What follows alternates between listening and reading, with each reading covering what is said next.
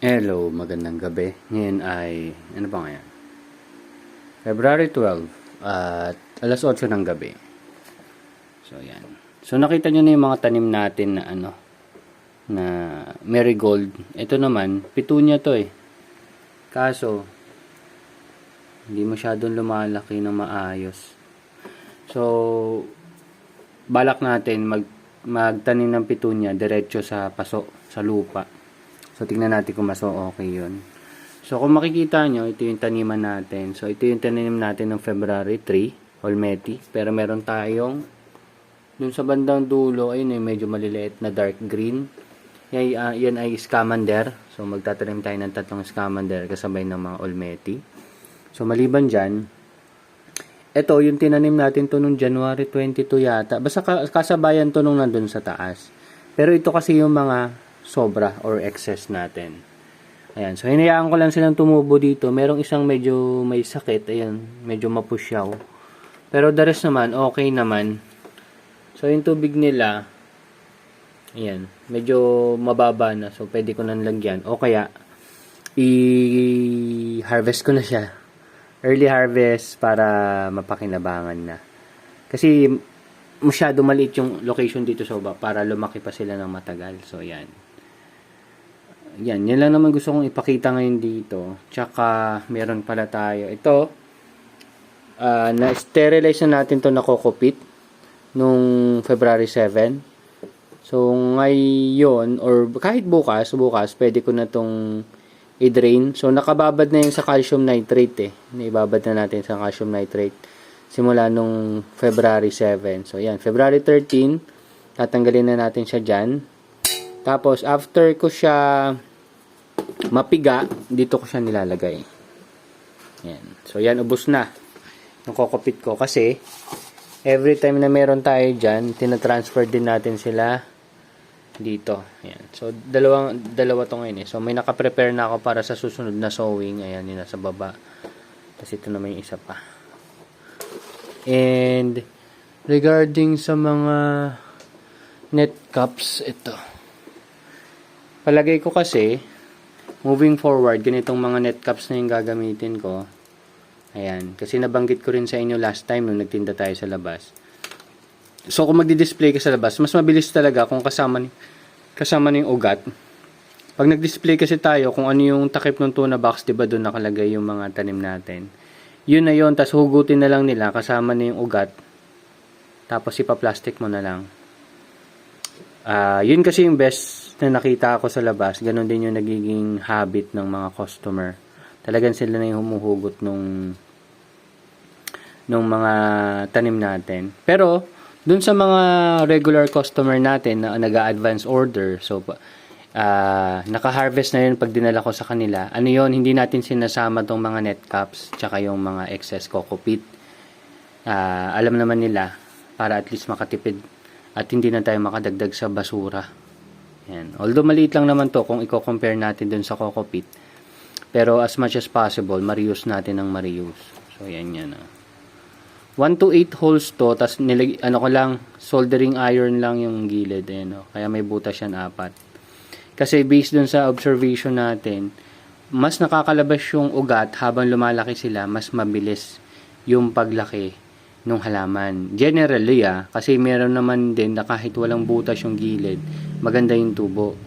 Tapos yung iba naman na may butas ang gilid, hindi pa rin ganun kaganda yung tubo. So, nagva-vary siya, pero majority, siguro mga 80% of the time, 70% of the time, ganun yung nagiging senaryo. Kaya yung mga ginagawa nating net caps, yung mga walang slit or guhit or butas sa gilid nung nakaraan ay binutasan natin moving forward. Ayan. So ito, after ko palang ito pigain, ilagay dito, hayaan ko muna siyang matuyo. So mag-evaporate yung mga excess water nila. Para pag transfer ko siya dito sa mga net caps natin is tuyo naman siya. Based kasi sa experience ko, pag ginamit ko na siya ng basa, hindi masyadong maganda yung germination ng ating mga tanim. Siguro dahil hindi pa nakasingaw siguro yung dapat sumingaw sa kanya, parang ganun.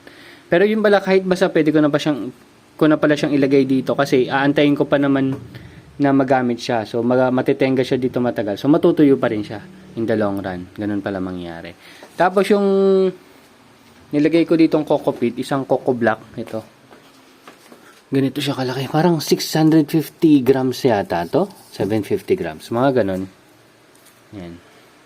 Isang coco block. Parang bili ko dito 65 pesos. Sale ko siya nabili. Minsan kasi nasa 80-85 pesos ko siya mabibili. Pero ito, nabili ko siya ng sale, 65 pesos. So, sabi nila, 650 grams, magiging 3 kilos pag nag-expand. Yan. So, yun yung nandito sa loob na yan. Tapos, ang nilagay ko dyan is mga approximately 6 liters ng tubig. So, ang ginamit kong calcium nitrate ay mga around 25 to 30 grams ng calcium nitrate. Ganun kasi yung ratio. Kada liter 5 grams. Yun yung ginagamit kong ratio. Tapos, ayan. Usually kasi ang maganda sa Coco Black, madali siyang i-store. Madali siyang i-gilid-gilid. Kaysa dun sa mga raw Coco Peat na medyo bulky. Pag gumamit ka kasi ng Coco Black, medyo madaling i-store, ilagay sa sulok-sulok. Tsaka tuyo siya kaya hindi siya masyadong problematic in terms of moisture. Ayun. Ayun lang naman. So, ayan. Ito ay February 3. So, ngayon ay 12. So, mga 9 days old. Yan, 9 days old. Pero bukas mag-start na tayo mag-transfer doon kasi nakapag-free up na tayo ng taniman. Meron akong 4 na na-prepare. So, may 3 bed doon na Nutrihydro. Tapos may isang bed na tawag doon? Kiss solution yung kay Katanim. So, yung 3 pang natitirang grow box ay kay Katanim muna yung gagamitin natin na nutrient solution. Kasi gagawa pa tayo ng pang Nutrihydro na solution. Wala pa ako nakaprepare. Naubos na yung 1 liter na nagamit ko dati. Ayun. So, yun lang. So, yun yung update natin. So, yan. Mga for harvest na rin naman yan. Early harvest na lang yan kasi hindi na natin siya maaalagaan na maayos dito pag lumaki pa siya. Ayan. So, wala pa namang ibang mangyayari. Ayan. So, meron tayong schedule dyan para hindi na rin ako nalilito. So, yung next na sowing natin sa February, ano naman February 20, tas may transfer tayo sa 15. So, bukas pa lang magta-transfer na tayo. So, 13 yon. So, okay lang din naman. Then, itong February 7, ito yung ongoing nating harvest. Pero, 4 na peraso na lang natitira. So, good as pwede ko nang burahin yan. Pero, antayin natin matapos. So, next harvest pala natin 24. Sabi ko pa naman sa mga ka-jogging ko, 22. Oo nga pala. Nag-harvest tayo na at least 2 days in advance. Mga 40 days. Ito kasi mga dates na to is pang 42 days nila or 6 weeks. So, nag-harvest tayo ng 40 days lang para at least ma-dispose ka agad natin mas mabilis. Pinipilian natin sila nung mga malalaki na yung tubo. So, yun lang. Thank you very much and see you next update. Ayun pala, napansin ko, medyo mas mahaba yung tangkay dito. So, possible itong mga ilaw natin is bumaba na yung intensity. Palagay ko. Dati kasi hindi ganyan yung tubo hindi masyadong matangkad. Pero okay din yung matangkad kasi pag nag-cut ako or pag nag-harvest ako, medyo at least may tangkay.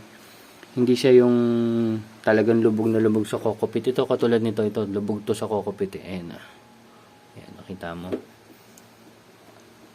Hindi ko sure, siguro dahil na rin sa buto. Ewan ko, pare-pares naman yung buto niyan. Pero palagay ko more on sa light intensity. So, iti-test ko na lang yan in terms of lux. Yan. That's it. Thank you very much. Bye-bye.